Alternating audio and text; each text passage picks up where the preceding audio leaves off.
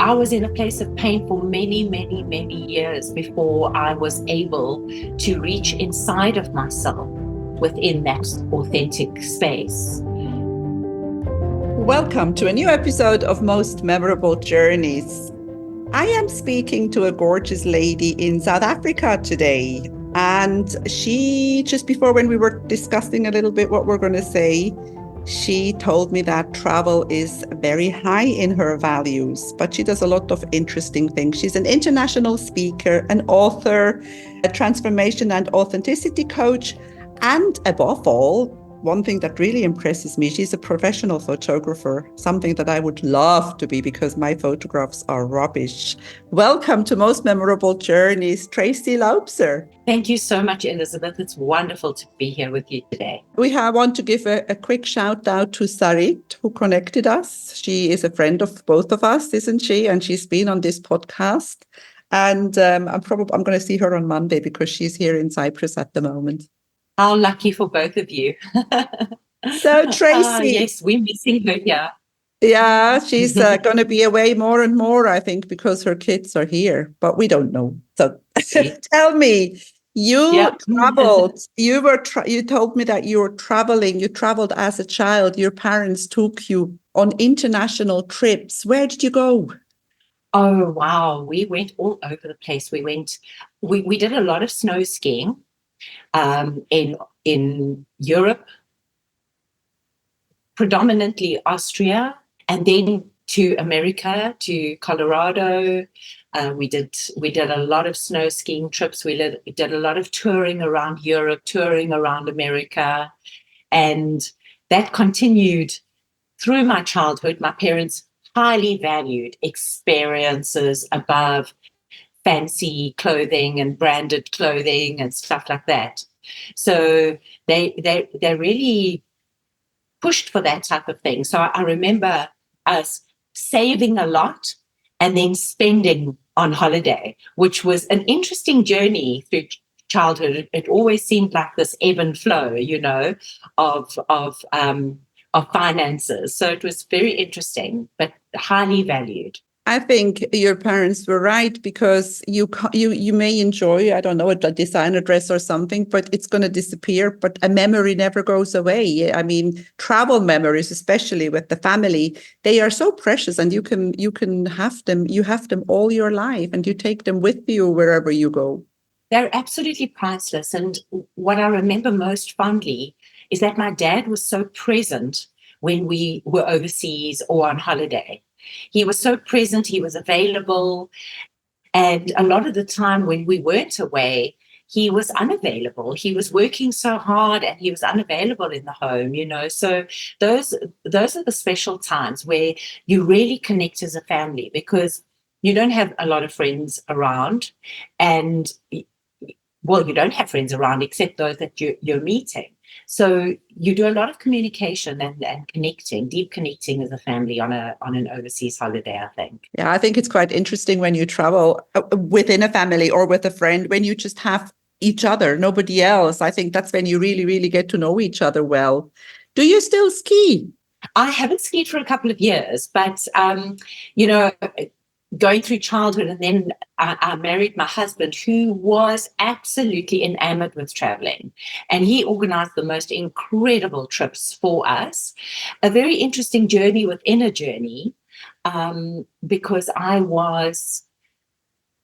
found myself quite lonely on those trips because we had such different ideals of what a holiday was. I wanted to really get into the culture and the local culture wherever we went, and he was more about luxury. So we found ourselves quite split in different ways on those trips. But we did a huge amount of overseas traveling when we were first married, and then also when my children were born. So it continued all the way through my marriage. It's so funny that you're saying that because I read something this morning, the difference between a tourist and a traveler.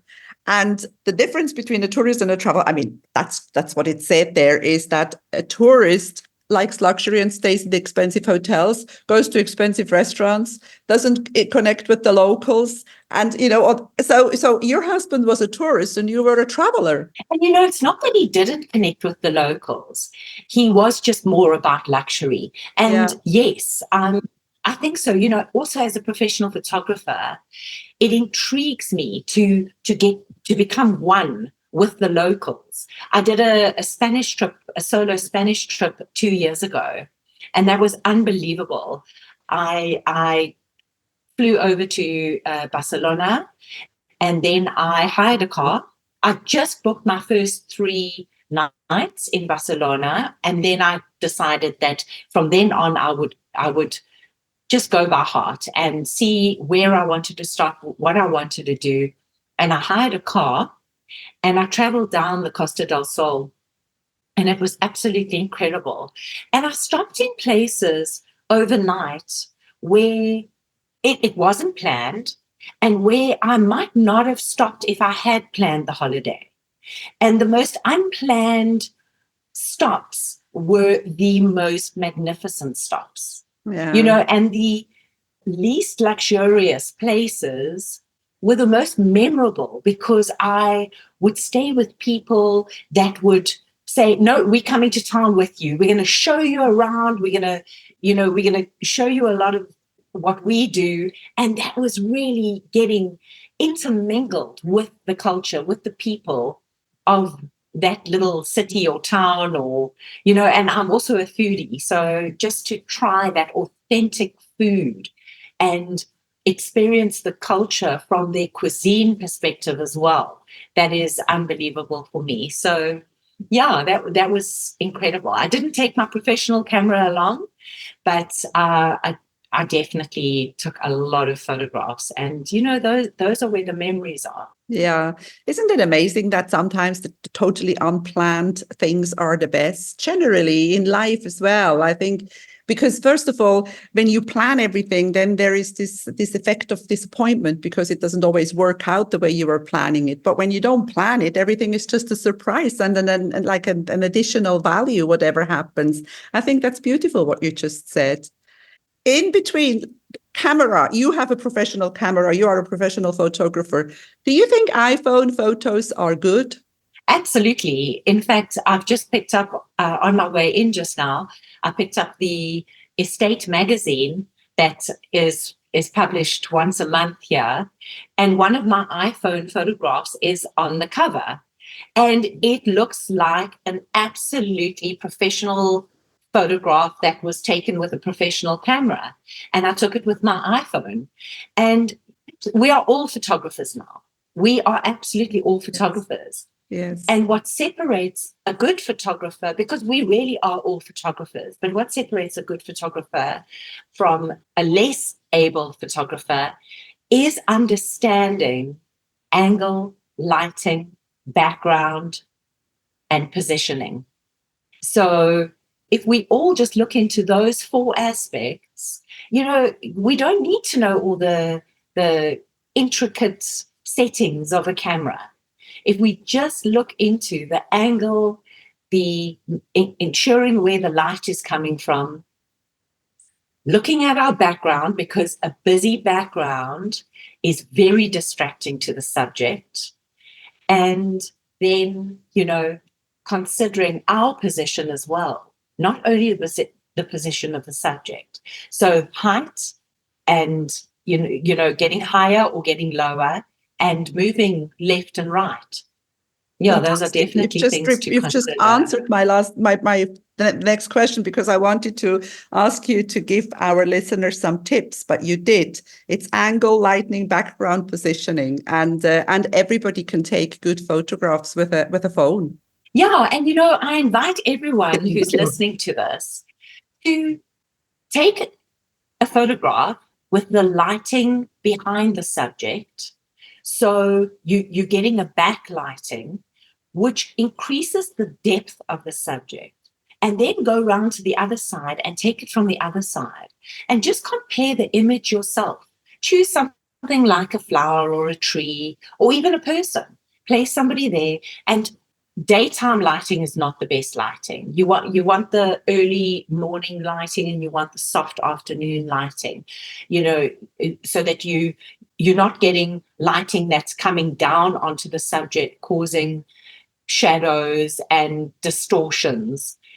You want that lighting coming from the back or the side, and that increases the dynamic and the depth and the dimension of the subject. So everyone can just play around, and take it from different angles and then see for yourself. Because I was actually speaking to a friend this morning. She's on a basic camera course. And, it is really about learning the basics and then playing, and then kind of getting an ingrained memory of what works. Beautiful. And the good thing in today's world is that you can just delete the ones that you don't want. Do you remember the good old days when we used to drop off a film and then 18 out of 20 pictures were not good? Exactly. And we were like hoping for the best. You Yes. get your pictures back and you go, I can't remember taking this. Now Very you can just delete. Yeah, which actually makes us take too many photographs. So that's a note to myself that I try and remember all the time, is try not to rather curate a photograph than take too many photographs. I think when you ask, I've noticed though, when you ask somebody else to take a photograph of you, because they are not really sure if you're going to like it, so they just take a lot, that you find one that will be convenient. So that makes me laugh very often. Absolutely. Yeah. Listen, Tracy, I want to change the subject here. You are an author and an international speaker. What were you before? Did the book bring the speaking, or did you first speak and then write the book? A little bit of speaking before I wrote the book, but I think, the book was really a platform for a more enhanced speaking career. So, and I had then written my story, which was an autobiography. The book is an autobiography. And I'd written my story, and we all have a story. And from our own story, we can take our own experience from that, because remember, it is our own story within a story. It doesn't necessarily mean it is the blatant truth. It is our truth. It's what we remember through our filters and our perceptions. And, we can share our story and impart our experience and our wisdom that we've gained along the way.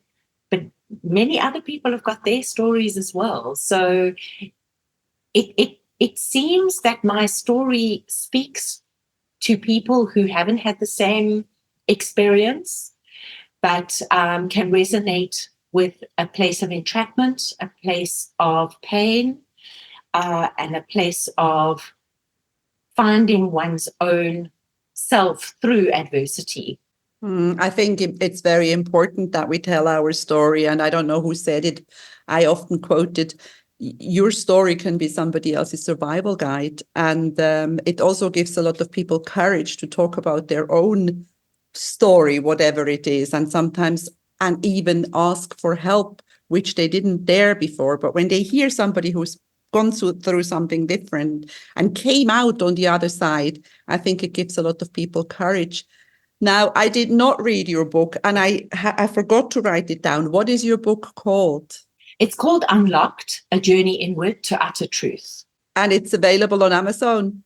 It's available on Amazon in the Kindle version and printed version and the normal digital version. I think that's what they call it. And then it's available in South Africa in hard copy off my website, www.tracyloubser.com. We will put that in the show notes. We will put your website in there, and then people can find it, because maybe somebody also wants to book you as a speaker, or maybe somebody wants an appointment with you because you are a transformation and authenticity coach at the same time. In the book, you're talking about, it's called Unlocked. So did you unlock yourself?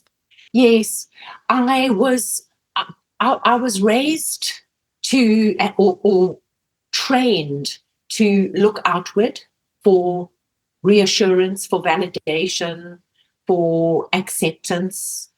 I think it's a very, very common childhood experience. And you're so right, daring to tell our own story.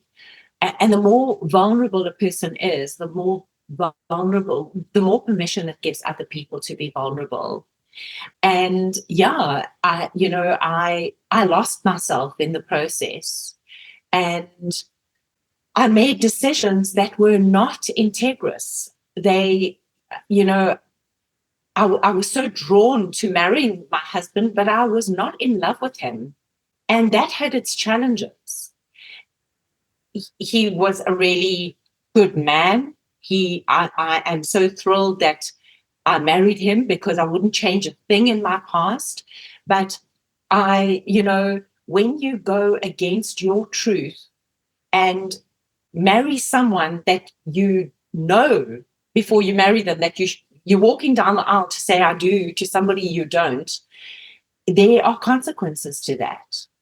So as much as I believe that this was meant to be my journey, I also, if I look back, I wish I had a better sense of integrity at the time. But I regret nothing, because I wouldn't be in this line of work if I had made integrous decisions. Yeah, I think that happens to many of us who end up doing what we're doing, being a coach, or it's a process, and it's overcoming all these obstacles that also, I think, help us or want us to help other people do the same. Because I think, I don't know if you agree with me, but I think there is a point where the pain becomes too strong and you have to do something about it. Absolutely. And, I call myself a late bloomer and possibly a slow learner because I was in a place of pain for many, many, many years before I was able to reach inside of myself within that authentic space. And also, we end up teaching really what we need to learn, right? Mm-hmm. So often when we're in the transformation or trauma space, then we've been through the journey. And to become the teacher, you've got to go through the learning. And often that learning is incredibly difficult, especially, when you step into the role of a facilitator. You've been through the mull, you've been through the learning. And what was your process? Was it what triggered it? What triggered the change? Was it something that happened quickly, or was it a process of a long time? It was a process over a long time.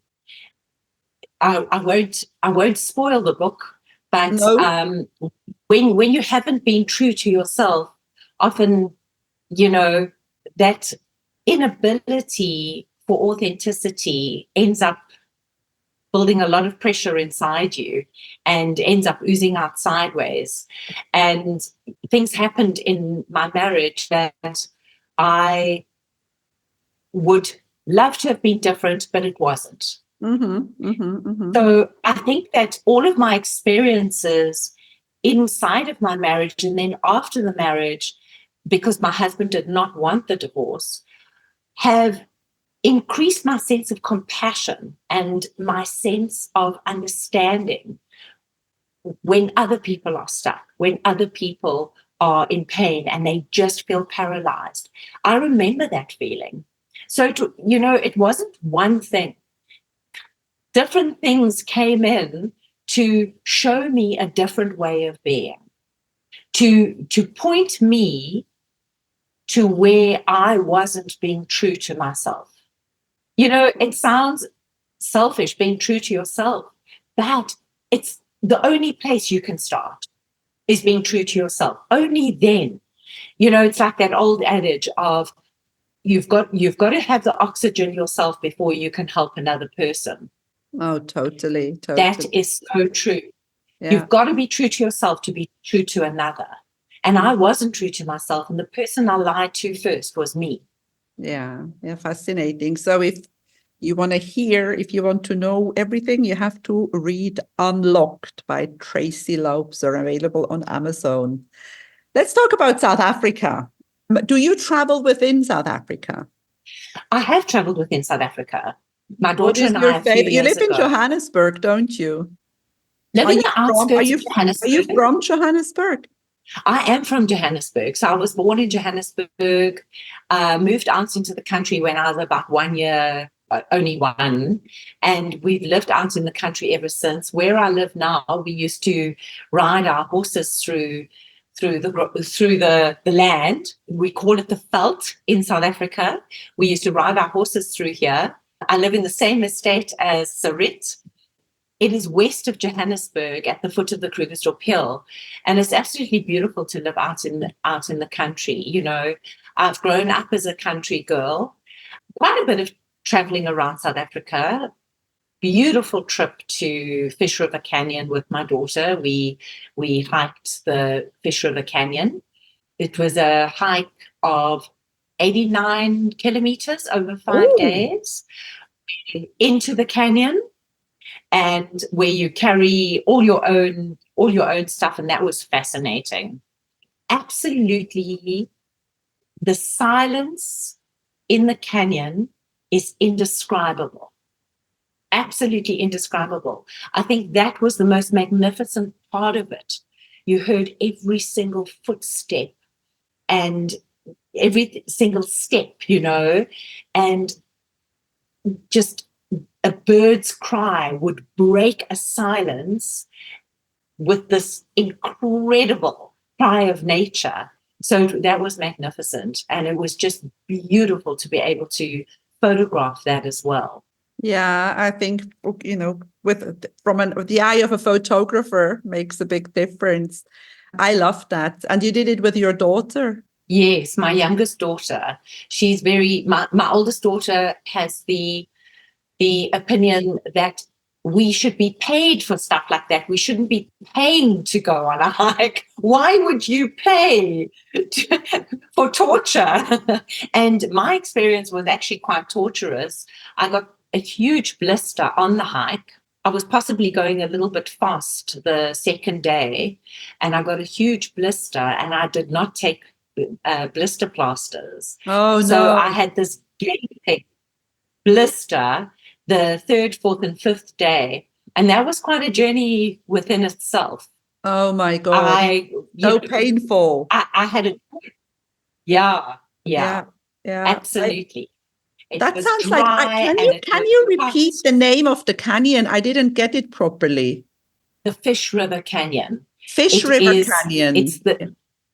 Yes, it's in Namibia. I'm going to Google that. Yes, it's the most magnificent canyon. It is absolutely magnificent. And then another trip I did last year was the Botswana trip. A friend of mine and I did a photographic excursion to Botswana. It was a pangolin excursion, and that was magnificent. We would go out on safaris twice a day, and then in the middle of the day, incessantly work on all of our photographs. And that was just absolutely incredible. I could do that every 6 months. It is one of the most incredible trips I've ever been on. And, even if you're not a professional photographer, just an enthusiast, or just really interested in photography, they are there with you all the time and, giving you advice and helping you with settings. So it's a wonderful way to experience professional equipment without being a professional photographer. So we were out. Go on. In the landscape, and we were also out on the Chobe River. So every day we would go out onto the Chobe River as well. And there's such a different landscape of wild animal and bird life on the Chobe River. These guides that we had are so clued up and so knowledgeable, first of all about photography, and then secondly about the, and the things we experienced were incredible. Things like a dead buffalo in the water that was infested with crocodiles feeding on it. Just things that you wouldn't normally see in everyday life on a safari, Amazing. I mean, the world is a very, very beautiful place, and there are so many things to see. And I think your area down there, Botswana, Namibia, is quite I mean, it's becoming more and more known, and there are safaris, but people don't really go that much. It's a shame, really. Africa is not, if you ask me, it doesn't get enough attention. Yeah, it definitely doesn't get enough credit. And I think us as South Africans also, you get the Spanish Camino, and I'm sure you get a ton of Caminos overseas. And now you get the Hermanus Camino in South Africa, you get the Wine Camino, you get so many different Caminos in South Africa. So the Camino has really become such a well-utilized concept of touring one's own country as well. And that's what I'm very interested in looking at, is doing a couple of Caminos in my own country. I think I would be down for the Wine Camino. That sounds like a fun tour. Honestly, Elizabeth, we can make any Camino a wine Camino. That's true too. So let me know when you keep to come over. I think that's going to be the title of this episode. Any Camino can be the wine Camino. That sounds fantastic. We can do a Camino around our own estate and make it a wine Camino. That's fabulous. Very, very good. I like that a lot. We're already quite far in. I have a question. I sort of crossed my mind before, and it's a bit embarrassing to actually ask, but you were saying that you're skiing and used to go skiing in Europe. Is there any skiing in South Africa? Yes, there is actually. There is? And it's not a stupid question, because there's not a lot of places. So in the Lesotho Mountains, there's a beautiful opportunity to ski. There's a place called Afri-Ski, and there's a place called Tiffendale. Okay. And I think both of them are still open, and I've skied at both. And I actually had a fascinating accident at Afri-Ski. Took a jump, and I thought the jump was laden with snow, but it wasn't. So it caught my skis. And it wasn't a very big jump, so it looked really awkward on the video across this jump, and it grabbed my skis, and I fell onto the stick. And I went to get checked out, and they said, no, you're absolutely fine. And I thought, great, well, I feel like I'm in a lot of pain, but I'm going to go up and down the ski slope as much as possible, because I'm not sure if I'm going to be able to ski tomorrow. And I went up about 6 or 7 times, and suddenly found myself in excruciating pain with broken ribs that night. That was crazy. Yeah. In the middle of the Lesotho Mountains, without a hospital nearby and very little access to pain medication. So that's a story to tell. That's also a memorable journey. That's a memorable journey, that's for sure. I remember standing in the corner, not wanting to lie down in the bed because it was just too painful. I was quite happy to stand in the corner the whole night while my partner had a good night's sleep. Tell me, you are doing all these interesting things, and what are your plans? What's coming next from Tracy Loubser? I'm intrigued by Italy at the moment. I want to travel with a friend to Tuscany, perhaps in September. So we're busy planning a trip at the moment. Might visit Greece or Cyprus, who knows? Seeing as it's not far away. Yeah, I was just going to ask you, have you ever been to Cyprus? I have never been to Cyprus. Or to Greece. And it sounds fascinating. I have been to Greece as a child, but not as an adult. Yeah. No. Cyprus is a very, very interesting place, especially also because we are so far down in the Eastern Mediterranean. Geographically, we are a member of the European Union, but geographically we belong to Asia. We belong to the Middle East. Wow, you see, I did not know that. And what is nice about that is that we have a very, very long summer. We have like really good weather until even middle of December, I would say. November, for me, November is the nicest month in Cyprus. I believe so, because it's starting to get a little milder, right? I believe that the summer in Cyprus is quite overwhelming. Very hot and very humid. Yeah, very I have true. some friends in Cyprus, so I would be very intrigued to plan a visit. And Well, also, I want to bring my work. I want to bring my work into Europe. I work with a couple of really, really incredible modalities. One is family constellations. The other one is TRE, tension and trauma release. And I'd love to bring my work into the European.